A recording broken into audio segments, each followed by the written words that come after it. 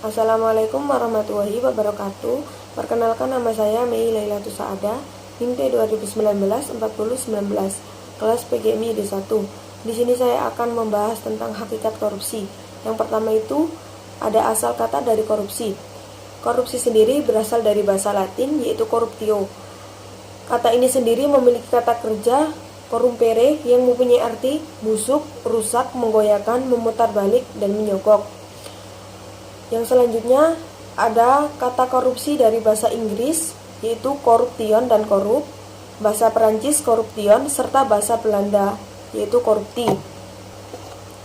Untuk selanjutnya di sini ada penjelasan korupsi menurut bahasa. Berdasarkan Undang-Undang Nomor 31 Tahun 1999, korupsi adalah tindakan setiap orang yang secara melawan hukum, melakukan perbuatan memperkaya diri sendiri atau orang lain, atau suatu korporasi yang dapat merugikan perekonomian negara atau keuangan negara. Untuk selanjutnya, di sini ada penjelasan korupsi menurut istilah. Menurut istilah, korupsi juga diartikan sebagai tindakan setiap orang yang dengan tujuan menguntungkan diri sendiri atau orang lain dan juga suatu korporasi, juga menyalahgunakan kewenangan, kesempatan atau sarana yang ada padanya karena adanya jabatan dan kedudukan seseorang tersebut. Selanjutnya, saya Alvina Shihab, NIM T 2019-4028 akan membahas tentang pentingnya peran mahasiswa dalam mengupayakan pencegahan korupsi.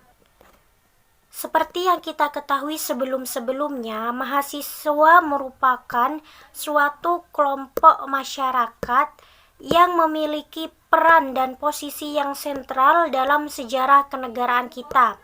Salah satunya yang pertama, Kebangkitan Nasional tahun 1908, kemudian Sumpah Pemuda tahun 1928, dan dilanjutkan peristiwa Proklamasi Kemerdekaan tahun 1945, serta lahirnya Orde Baru tahun 1996 dan juga Reformasi tahun 1998 sampai sekarang. Nah, dari banyaknya peran mahasiswa dalam sejarah-sejarah yang sudah saya sebutkan sebelumnya dapat membuktikan bahwa mahasiswa juga dapat berperan dalam mengupayakan tindak pidana yang salah satunya yang marak terjadi di negara kita ialah tindak pidana korupsi.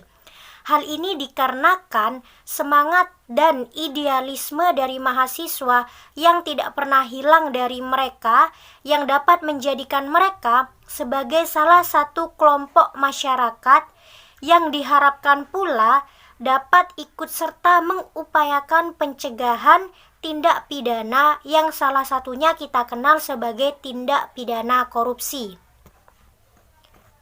Namun dalam hal ini, mahasiswa tentunya harus sadar terlebih dahulu posisi dan perannya dalam mengupayakan pencegahan tindak pidana korupsi ini. Nah, kesadaran mahasiswa akan perannya dalam mengupayakan pencegahan tindak pidana korupsi dapat dimulai mereka dari pemahaman dan pengetahuannya akan segala hal tentang korupsi, baik apa itu korupsi, jenis-jenis korupsi, contoh-contoh korupsi dalam kehidupan keseharian kita, sejarah dari mana, dan lain sebagainya. Nah, dengan adanya pengetahuan dan pemahaman itulah, maka pada akhirnya mahasiswa akan secara sadar dapat mengupayakan perannya untuk ikut mencegah tindak pidana korupsi dan sejenisnya. Nah, mengenai pengetahuan dan pemahaman tersebut, bagaimana agar dapat diterima oleh mahasiswa secara baik? Tentunya terlebih dahulu pemerintah harus dapat menetapkan adanya pendidikan dalam hal anti korupsi ini, yaitu dengan menerapkan pendidikan karakter di universitas-universitas di seluruh penjuru negara Indonesia. Dari pembahasan tadi dapat kita simpulkan bahwa peran mahasiswa dalam mengupayakan pencegahan korupsi memiliki tujuan agar mereka dapat menjaga diri mereka dari korupsi dan perilaku jenis korupsi lainnya, dan membangun serta memelihara gerakan anti korupsi serta membentuk karakter mereka yang anti korupsi. sehingga mahasiswa diharapkan dapat lebih peka dan siaga untuk menanggapi isu-isu korupsi sekitar mereka yang terjadi baik di daerahnya maupun kompleksnya, dan hal-hal yang berkaitan dengan tindakan korupsi lainnya. Nama saya Andini Alia Septiani, NIM T20194034.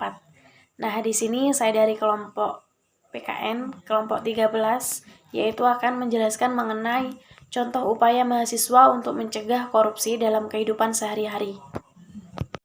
Nah, yang pertama yaitu dalam lingkungan keluarga. Lingkungan keluarga ini dipercaya dapat menjadi tolak ukur yang pertama serta utama bagi mahasiswa dalam menguji apakah proses internalisasi anti korupsi di dalam diri mereka sudah terjadi atau malah sebaliknya. Misalnya, mahasiswa dapat memulai dengan melihat apakah ada indikasi bahwa orang tua atau keluarga mereka atau kerabat mereka menggunakan fasilitas kantor untuk kepentingan keluarganya, atau apakah ada kemungkinan penghasilan orang tua mereka atau kerabat mereka berasal dari sumber-sumber yang tidak sah.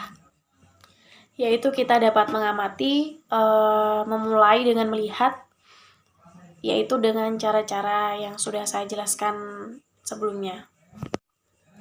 Nah, yang kedua yaitu dalam lingkungan kampus. Yang pertama di sini ada beberapa contoh, yaitu tidak titip absen tanpa sebab dan izin yang jelas. Nah, yang kedua yaitu tidak menandatangani daftar hadir mahasiswa lain yang absen tanpa izin yang jelas. Yang ketiga yaitu tidak menyontek dan tidak mudah plagiasi. Yang keempat yaitu tidak mudah menyalahgunakan wewenangnya sebagai pengurus organisasi maupun pengurus kelas. Nah, kalau di lingkungan kampus ini, apalagi kita mahasiswa, kita patut untuk mengkritisi apa saja yang ada di lingkungan kampus. Keterlibatan mahasiswa dalam gerakan anti korupsi di masyarakat dan di tingkat lokal ataupun nasional terkait dengan status mahasiswa sebagai seseorang warga negara yang mempunyai hak dan kewajiban yang sama dengan masyarakat lainnya. Yang ketiga yaitu lingkungan masyarakat sekitar. Seperti halnya memilih tokoh masyarakat yang bertanggung jawab dan sesuai dengan kebutuhan serta kepentingan bersama, serta ikut andil dalam berorganisasi di lingkungan rumah atau ormas. Yang keempat yaitu tingkat lokal atau nasional.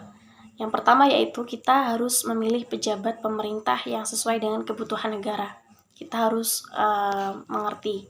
Yang kedua yaitu ikut mengawasi apakah ada indikasi tindak korupsi pejabat pemerintahan atau daerah dalam melaksanakan tanggung jawabnya. Yang ketiga yaitu ikut menyuarakan pendapat masyarakat ketika ada indikasi dana pembangunan daerah maupun negara yang tidak dikelola dengan baik.